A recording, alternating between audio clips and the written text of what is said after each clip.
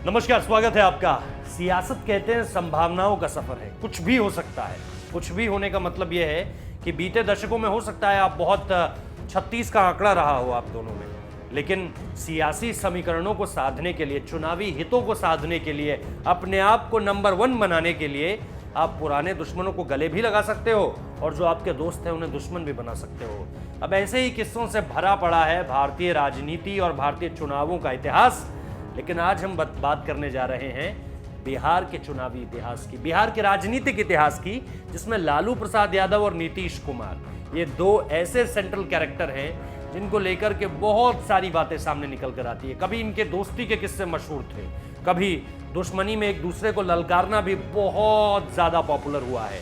ऐसा ही एक किस्सा वो है जब मारुति सुजुकी 800 में बैठते ही नीतीश कुमार को लालू आवाज मारते हैं, और इसके बाद जो किस्सा सामने निकल कर आता है वो ये है कि नीतीश कुमार भी फटकार लगा देते हैं उस समय पर। लेकिन नीतीश और लालू एक दूसरे को सियासी समीकरणों को साधते हुए लगातार एक दूसरे का इस्तेमाल करते रहे हैं। अगर मैं ये इस्तेमाल शब्द का प्रयोग करूं तो मुझे नहीं लगता कि मैं गलत शब्द का प्रयोग कर रहा हूं, क्योंकि लगातार हमने देखा है कि कैसे नीतीश कुमार की सरकार हो तो लालू प्रसाद यादव जब तक साथ थे तब तक तो बिल्कुल ठीक था, लेकिन जब खिलाफत की बात शुरू होती है तो फिर सारी बातें एक तरह से खिलाफत के जो नदी है वो बहने लगती है और उसमें ये शोर होने लगता है कि भैया जब तक नीतीश कुमार रहेंगे बिहार का भला नहीं हो सकता। अच्छा, जब लालू प्रसाद यादव मुख्यमंत्री रहते थे तो कहा जाता था जंगल राज है। उस वक्त पे तमाम तरह की ऐसी बातें कही जाती थी जिसको लेकर के नीतीश कुमार जब लालू के साथ फिर बाद में जुड़ते हैं तो फिर उन्हीं सारी बातों का वो खंडन खुद अपने मुख से करते हैं। तो ऐसे में ये सारी की सारी चीज़ें बहुत पुरानी हैं। 1994 का दौर याद कीजिए, और 1994 से जब ये दोनों लालू प्रसाद यादव को तो कहेंगे कि 1994 में भी बिहार की राजनीति में बहुत ज्यादा पॉपुलर थे, लेकिन नीतीश कुमार का क्या उस वक्त पर उतना नाम था या उतना कद था उनका, या वो उतने बड़े कद्दावर नेता थे? नहीं, मुझे नहीं लगता। आप इसमें निश्चित तौर पर मेरी राय से अलग अपनी राय रख सकते हैं और कमेंट बॉक्स में जरूर बता सकते हैं कि आज से तकरीबन 26 साल पहले क्या नीतीश कुमार का वही कद था जो बिहार की राजनीति में लालू प्रसाद यादव का था? ये निश्चित तौर पर मैं आप लोगों से सुनना चाहूंगा। लेकिन उस वक्त पे लालू प्रसाद यादव का कद बहुत बड़ा था, जहां वो जाते थे लोगों का हुजूम उमड़ पड़ता था, और इसके साथ साथ जो जातीय समीकरण साधने की कोशिश लालू प्रसाद यादव ने बहुत शुरुआत से की है, क्योंकि लालू प्रसाद यादव के बारे में कहा जाता है कि बहुत ही जमीन से जुड़े नेता हैं भी और थे भी। तो दिल्ली जब वो पहुंचते थे, बिहार सदन जब वो आते थे, जैसे यहाँ पर अगर आप दिल्ली में देखें तो चाणक्यपुरी में जो है वो अलग अलग राज्यों के सदन हैं। अगर कोई उत्तराखंड से आए तो उत्तराखंड सदन है, अगर कोई उत्तर प्रदेश से, जैसे जो भी नेता अपने राज्य से दिल्ली पहुंचता है, चाहे अलग अलग उसके कई और काम हो सकते हैं राजनीतिक कामों के अलावा भी, लेकिन कोई यहाँ आएगा तो वो निश्चित तौर पर वहीं सदन में रुकता है। तो ऐसे में जब भी बिहार से लालू प्रसाद यादव आते थे, और ये मैं आपको बात बता रहा हूँ 1990 के दशक की, तो जब भी आते थे तो पत्रकारों को जो है वो पान खिलाने ले चलते थे और वहीं पे कहते थे कि चलिए, क्योंकि उस वक्त पे टीवी बहुत ज्यादा पॉपुलर नहीं था और प्रेस कॉन्फ्रेंसेस का जो दौर था वो इसी तरह से आगे बढ़ता था।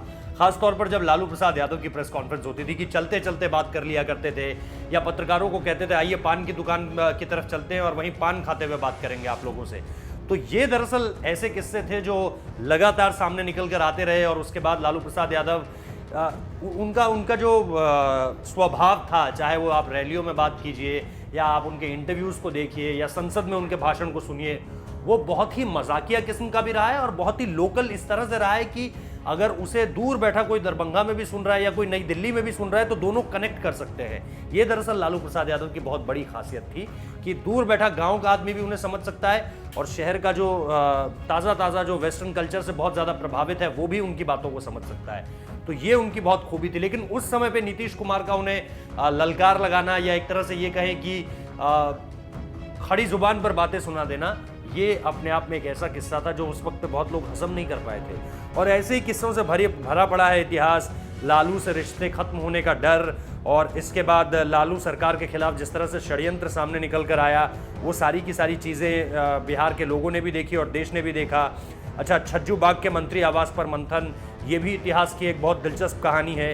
और इसके साथ साथ नीतीश कुमार एक वक्त पे खुद से ये पूछ रहे थे कि इस पूरे के पूरे मसले पर लालू क्या सोचेगा, जिन सारी की सारी बातों को लेकर हमने जिक्र किया अभी तक। और इसके साथ साथ नीतीश को बगावत के लिए तैयार होने में वक्त लग रहा था कि किस तरह से अब लालू प्रसाद यादव के खिलाफ जाया जाए, क्योंकि जैसा मैंने कहा कि ये दोस्ती और दुश्मनी ये रोलर कोस्टर राइड है, कभी आप नीचे जाएंगे फिर आप ऊपर जाएंगे। तो दुश्मनी होगी तो रिश्ते बिल्कुल एकदम रसातल पर चले गए, और जैसे जैसे फिर आपकी दोस्ती होनी शुरू होती है फिर आप नई ऊंचाइयां छूते हैं कामयाबियों की एक साथ और एक दूसरे की बड़ी तारीफ करते हैं।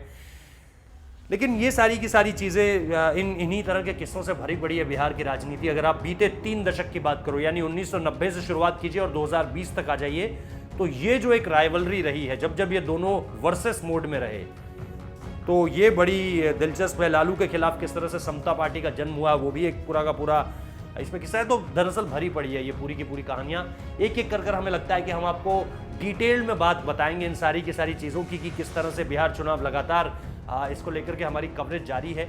और आज हमने जो शुरुआत की है वो इस चीज़ से की है कि लालू और नीतीश के बीच जो वर्सेस मोड का एक टकराव था, जो तकरीबन मुझे याद आता है कि 1994 से बहुत ज़्यादा प्रबल हो गया था, वो कैसे 2020 तक आते आते उसमें कितनी ऊंच नीच हमें देखने को मिली है, किस समय पे बिल्कुल कामयाबियां जो है वो दोनों की साथ में सामने निकल कर आती हैं, यानी जब दोनों एक साथ थे, और कैसे फिर दोनों के अलगाव के बीच जो है वो रिश्ते पूरी तरह से जमींदोज होते हुए नजर आते हैं।